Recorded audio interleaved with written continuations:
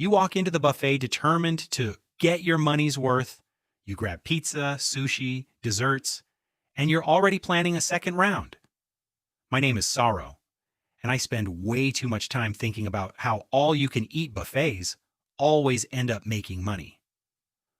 Look, most people think buffets make money because some customers don't eat much. But that's not the real business. Here's the thing. If everyone ate food worth exactly what they paid, the buffet would go out of business much sooner than you'd expect. Now you might be thinking, so they just hope some customers aren't very hungry. It sounds logical, but the real strategy is much smarter. This is what most people don't realize. The buffet controls what you choose first, not how much you can eat. Have you noticed that you usually see salads, rice, pasta, bread, or potatoes first? That layout isn't there by accident.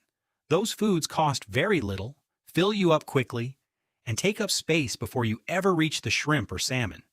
Let's be honest. We all promise we'll go straight for the expensive food. 5 minutes later, we're already carrying bread, fries, and pasta. Here's where it gets really interesting. Your stomach doesn't know whether it was filled with expensive shrimp or cheap pasta. Even the plates are usually smaller than you remember.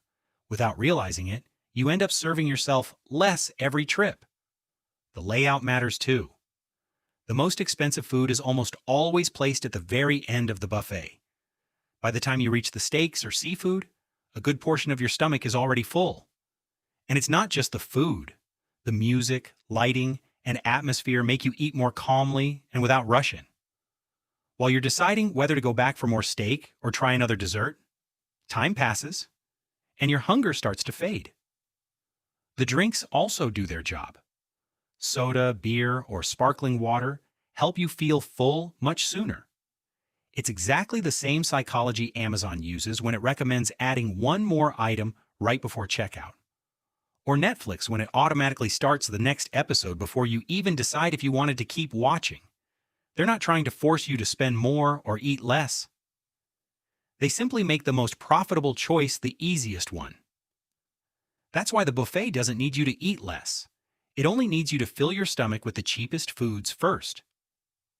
When thousands of people repeat that same behavior every single day, the few customers who eat enormous amounts stop affecting the business. The next time you walk into a buffet thinking you're going to beat the system, remember that the buffet probably already knew what you'd put on your first plate.